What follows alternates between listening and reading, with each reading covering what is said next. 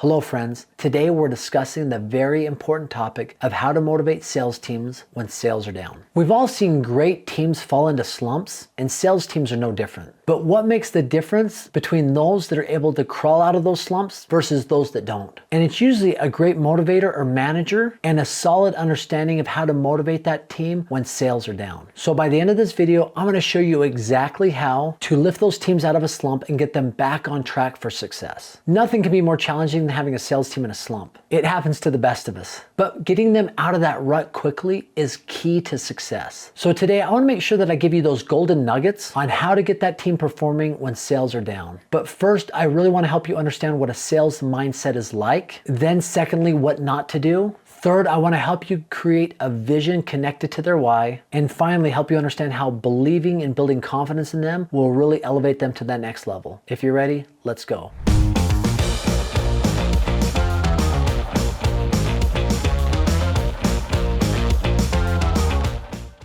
So let's understand a sales mindset. What motivates a sales representative? I think first we've got to understand and think about the reason they got into sales. Most time people get into sales for a couple different reasons. Number one, they don't want to pursue maybe an advanced degree. They realize that they are already skilled at being persuasive and good at sales, and that them getting into that space, they can do extremely well for themselves. I had an awesome young man that I worked with for many years. He was a wrestler, and anytime we did a fundraiser, he was one of the best at going out there and getting people to buy whatever it was he was selling to raise money. And he realized that this skill set was something that he could utilize the second he graduated from high school. So guess what he did? Right after graduating high school, he went and started working for a company that did door-to-door sales, and he ended up being one of their most successful salespeople. So by the age of 18 or 19 or 20, he had bought his own home, had his own pickup, had everything because he had done really well at sales. And guess how much college debt he had? Zero. People get into the sales field, their mindset is that they believe that the skills that they have can be fostered and grown to help them make a great livelihood for them and their family. Plus, a sales career can oftentimes lead to some freedom just because of the schedule that you can incorporate in your sales career.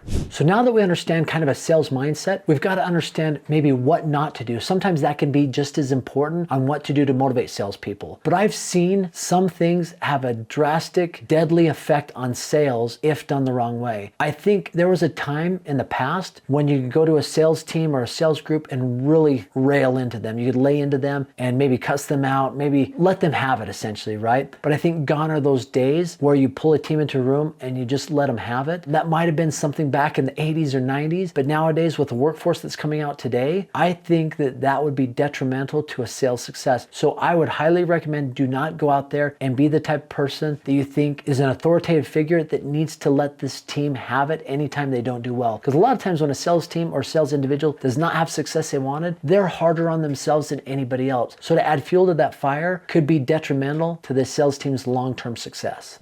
The next vital step, I think, is to help them create a vision that's attached to their why. Visualization is a very powerful tool that all of us have access to. And I think helping people create a vision for themselves, for their life, and especially if you can attach it to their why. You know, Simon Sinek's book, Start With Why, all is based on this premise that we all have an underlying why, a why of what we do. Why do we show up every day? If you're in a career and you go to work every single day and you leave your family, you leave your loved ones, you leave maybe what you'd rather be doing, and you show up at a work or career, why do you do that? What is it that causes you to perform every single day? And usually we can state it to something that's maybe greater than us. Like I said, it's love for a family. It's a lifestyle you're hoping to have at some point in the future. And if you can attach that why to the vision of where you see yourself at a certain point down the road, and you can talk about that in the present tense, that's going to be a powerful vision and motivator to keep you going despite what's happening, especially if you get in a slump, because nothing can pull you out of a slump faster than anything else other than your belief in your why. And sometimes it's those little wins or that little imagination of where you've seen success previously in your life that can help start to drive you out of that slump to see success.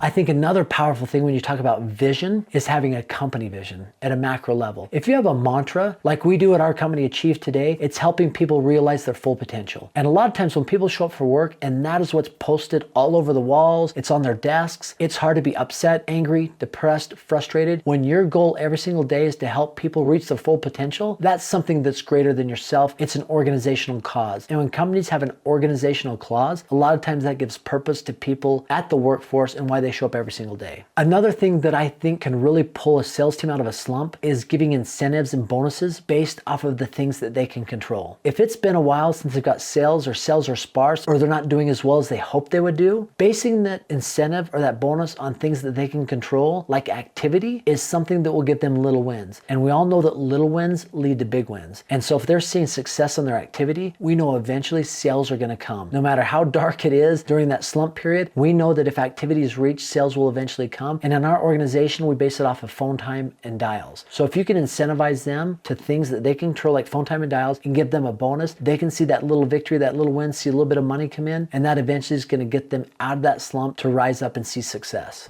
Finally, I think one of the things you need to do to motivate a team when sales are down is building confidence in themselves. If you think about it, if sales are down, what is also down in that sales representative or that sales team? Most likely confidence. So getting confidence up could be a challenge, it could be hard. But if somebody who they look to or they look up to, or is maybe a superior of them, if they can instill confidence in the team and those individuals, chances are their own confidence and belief is going to start to build in them. If I went to the team and said, listen, you've been with us a long time. I know you're in a slump right now, but I have no doubt that you're going to get out of this. You always do. You've been a great presence in our organization for a long time. You're one of the top performing teams. I have no doubt you're going to make it happen. I believe in you 100%. Imagine what that does for the confidence of the team or the individual that you're talking to. That's extremely powerful when it comes to helping get them out of a slump or a down cycle in their sales. And I think part of that is helping them go back and visualize a time in their life when they saw success. Even saying, listen, remember that time a month ago, 2 months ago, when you were the top sales team? Everybody recognized that. Everybody knew that. Everybody looked towards you guys as the beacon of light on what they should be doing. I think that right there also builds confidence. I remember one time we had enough leads, we had enough firepower for our floor to have an extremely good week as far as sales. And I remember at the end of the week, we'd had a very dismal week. And I remember thinking in my mind, oh my gosh, I need to go in there and let these people have it. There's no way we should have done that poorly this week. But I remember thinking, okay, I need to take a step back and I need to think about something that I can do that will actually help pull them out of the slump. And I remember getting a video. It was a pretty powerful video I saw online. It was about 5-8 minutes long. And I remember just going into the meeting on a Monday morning after a very bad week and saying, guys, I know you guys can do it. I've seen you do it before. And I showed that video and it was all about belief and belonging, becoming. And as they watched the video, I think their mindset started to change. We ended up having a really good week that week rather than a dismal week that we had before. Now, these are things that I've done in my career that I've seen success with, but I'd be interested in what you've done to help pull sales teams out of slumps and get them performing at a high level. So please, let's engage in a dialogue. Comment below. I'd love to reply to you. And as always, just for stopping by and watching this video, I've got a free gift for you. It's our 10-part module series on sales and persuasion. It's normally $1,000. We're giving it away 100% for free. Just click on the link below, aaronsalestraining.com. Once again, thanks for stopping by. Have a great day.